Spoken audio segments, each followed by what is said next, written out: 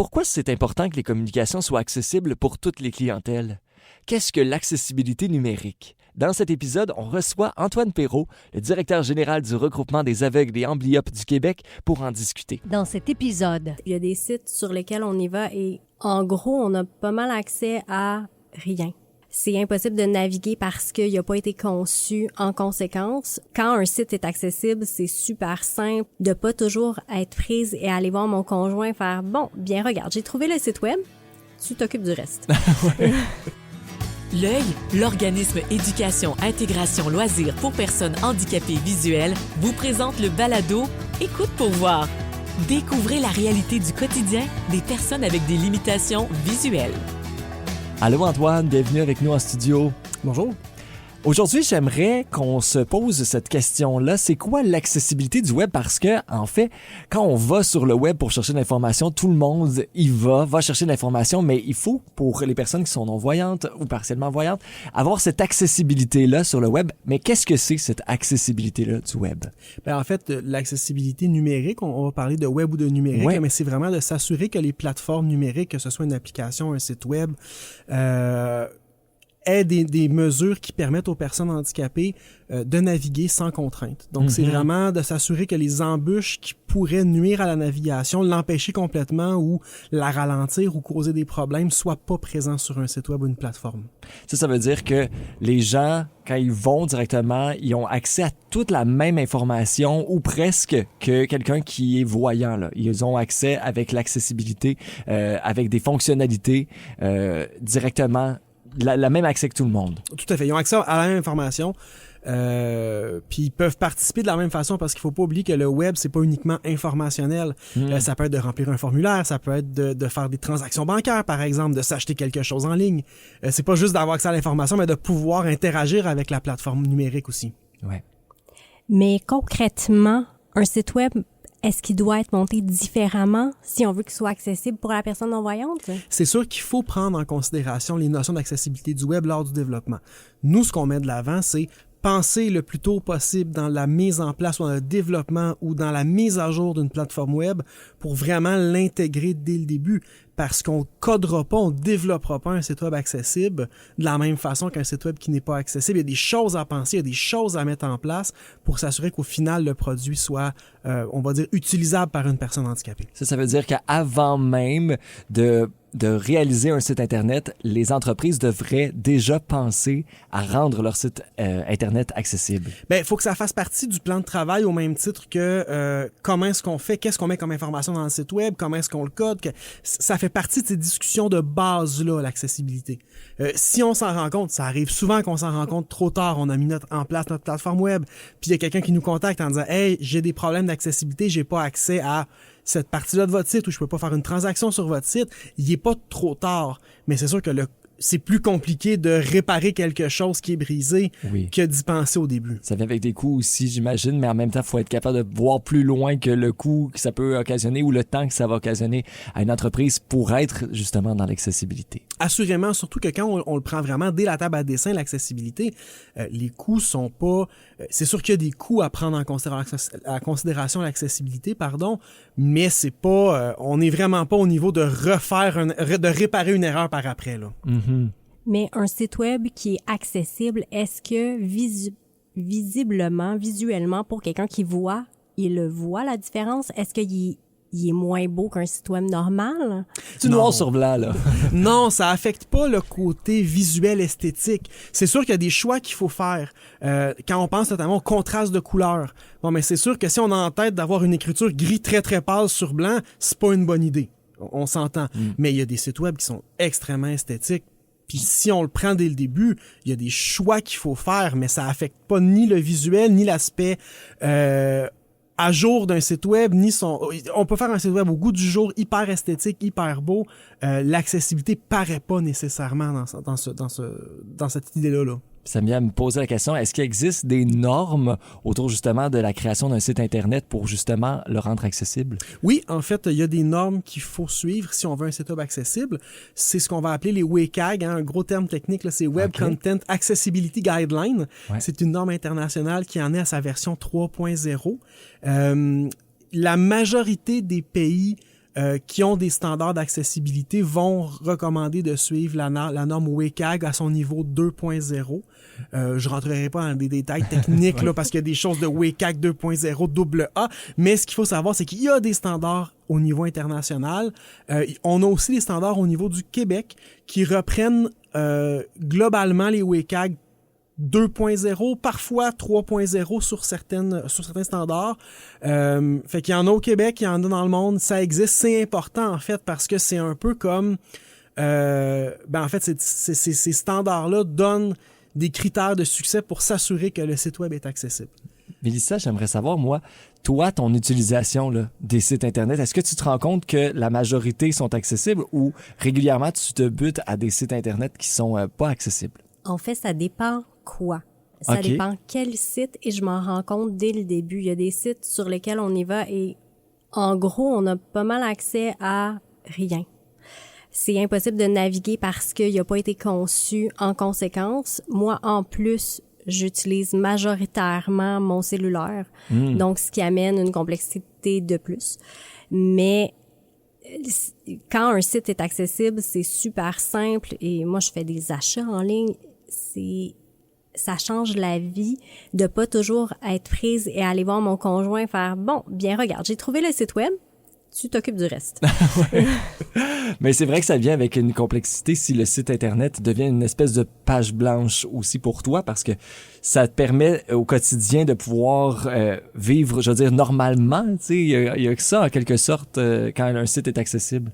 Absolument, ça permet de régler beaucoup de problèmes dans l'organisation, par exemple de la famille ou de l'entreprise, d'être en mesure de gérer seul.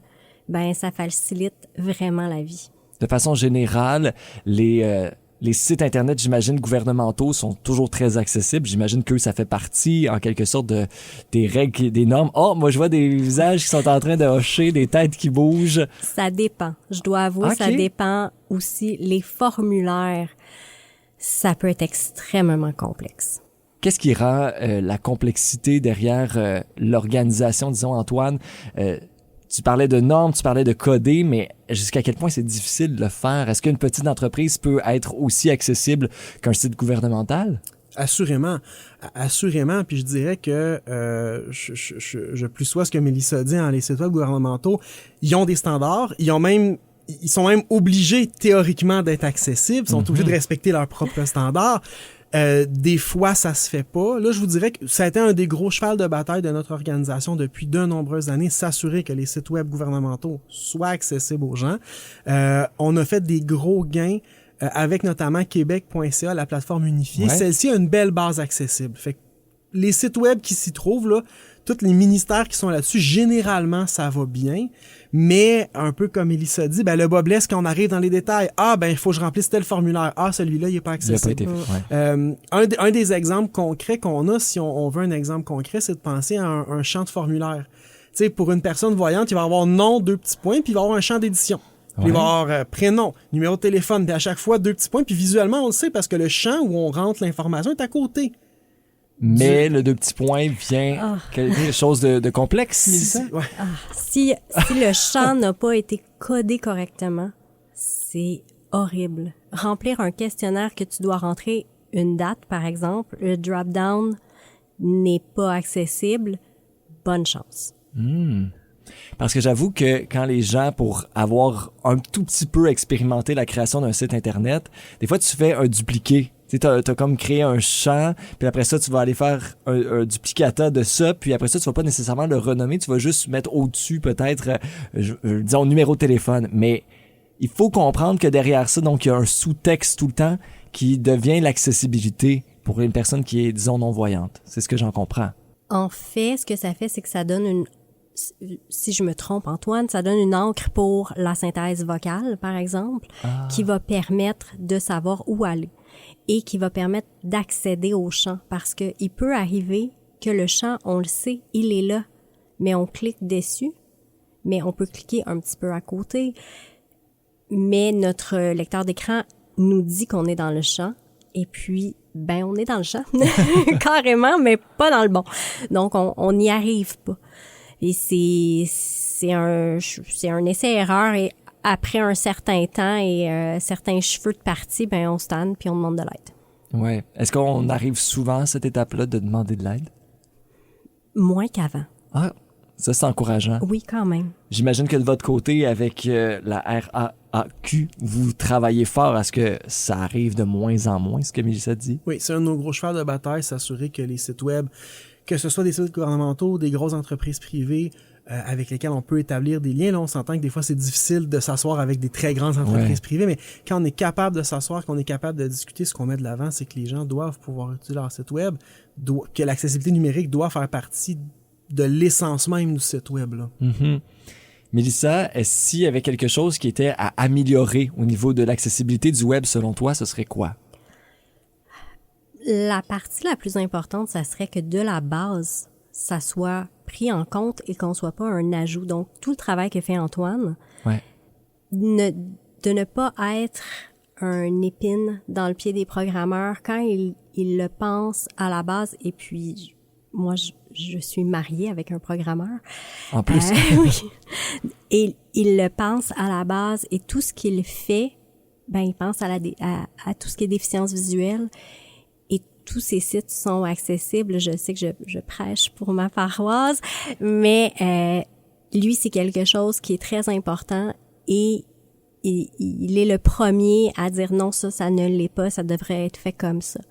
Donc, quand c'est pensé à la base, ben ça change la donne. Et c'est quelque chose qui devient naturel et que ça le devienne, ça va changer notre vie. Ça veut dire qu'il y a une sensibilisation et une éducation aussi à faire auprès des entreprises pour y arriver. Les entreprises qui codent, eux aussi, parce qu'ils ont quand même une partie de travail à faire. C'est-à-dire être les premiers, des fois, à dire, avez-vous pensé à ce que votre site Internet soit plus accessible? Et après ça, ben, j'imagine que les gens qui se lancent en affaires, qui ont des sites Internet ou encore une fois, des organisations doivent s'amener à y penser. Si c'était quelque chose qui était pensé à la base, ça ne serait plus un ajout. T'sais, si ça fait partie de, d'accord, bon, mais je fais telle partie de mon site web, je fais mes wireframes, mais je dois avoir pensé à l'accessibilité à la base, ben ça sera plus une étape de plus. Ça va juste faire partie du processus. Puis je pense que c'est ce qui est à espérer. Au niveau de programmer ces codes-là pour un ordinateur versus un iPad ou versus un téléphone intelligent, est-ce qu'il y a une différence? J'imagine que ça dépend des compétences des programmeurs aussi. Okay. Il y a des critères de succès, puis il y a du travail qui se fait pour les deux. Il y a des critères de succès spécifiques pour le téléphone, il y a des critères de succès spécifiques pour téléphone, application, tablette, là, on s'entend. Il y a des critères de succès pour les sites Internet aussi. Il n'y a pas nécessairement de trucs plus faciles, plus complexes. Ça va dépendre aussi de ce qu'on programme.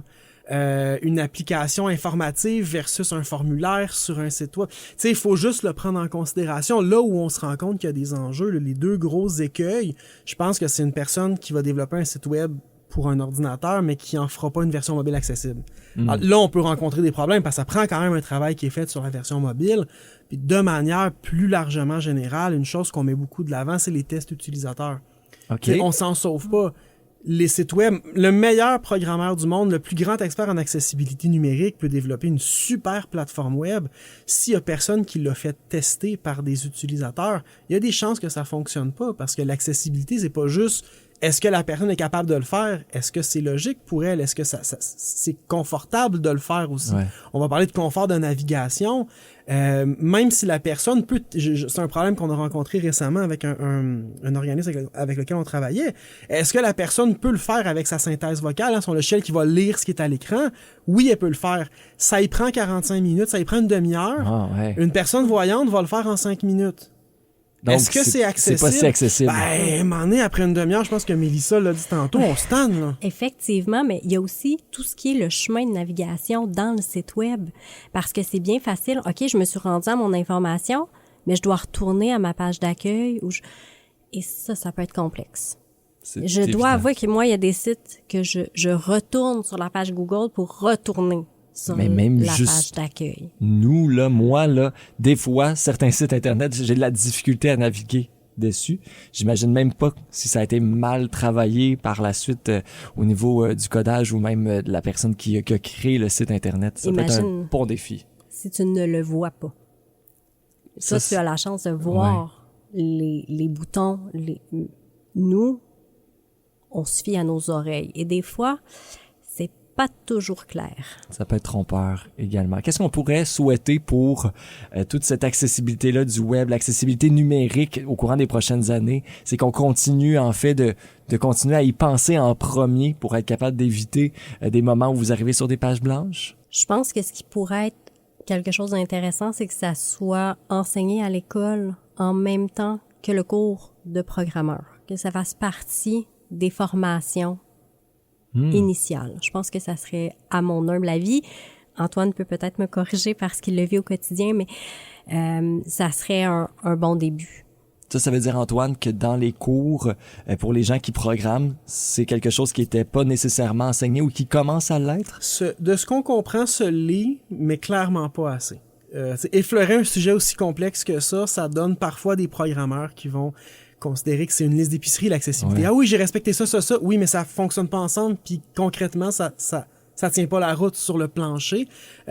Oui, je pense que ce serait effectivement quelque chose qui serait extrêmement intéressant, puis peut-être aussi pour l'avenir des réglementations plus encadrantes, plus rigides, plus punitives peut-être pour les entreprises privées puis publiques qui sont pas capables de rendre leur setup accessible, qui font pas le travail de le rendre accessible. On le fait pour la confidentialité, on pourrait très bien le faire pour l'accessibilité aussi numérique.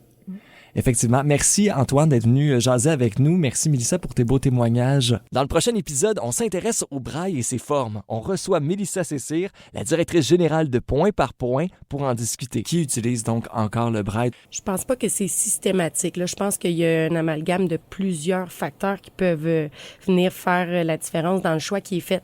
Si l'audio peut répondre aux besoins, la personne va se tourner vers l'audio, n'aura pas besoin d'apprendre son braille. Pour de l'information sur les services offerts par l'Œil, l'organisme Éducation Intégration Loisirs pour personnes handicapées visuelles, visitez oeilgrandbay.ca ou contactez-les au 450-991-0777. Le balado Écoute pour voir, une production M105.